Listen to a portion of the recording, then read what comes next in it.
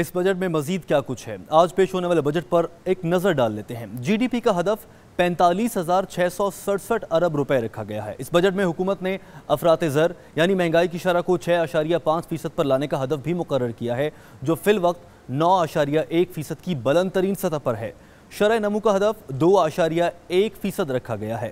بیرونی سرمایہ کاری کا ہدف 25% مقرر کیا گیا ہے۔ مجموعی ملکی پیداوار کا حجم 6.5% رکھا گیا ہے، جبکہ ایف بی آر سے ٹیکس کا ہدف 4,963 ارب روپے رکھا گیا ہے۔ واضح رہے کہ حکومت ٹیکس کلیکشن میں بہت اچھا پرفارم نہیں کر سکی ہے۔ نان ٹیکس ریونیو کا تخمینہ 16.10 ارب نکالا گیا ہے۔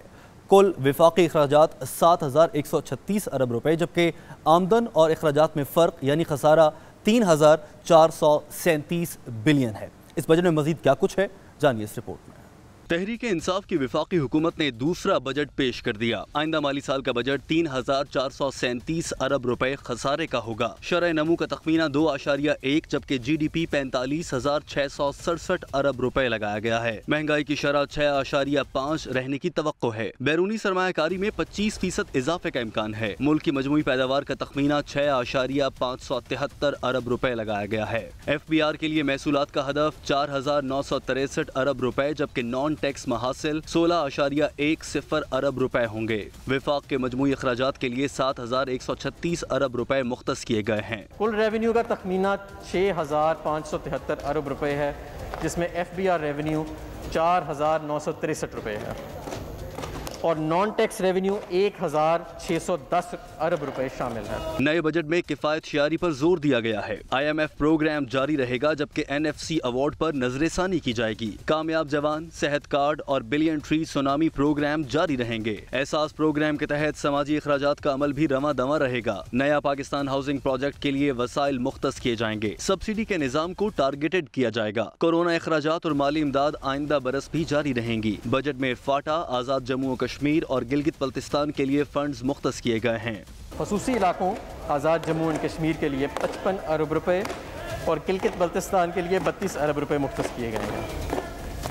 خیبر پختونخوا کے ضم شدہ اضلاع کے لیے 56 ارب روپے مختص کیے گئے ہیں۔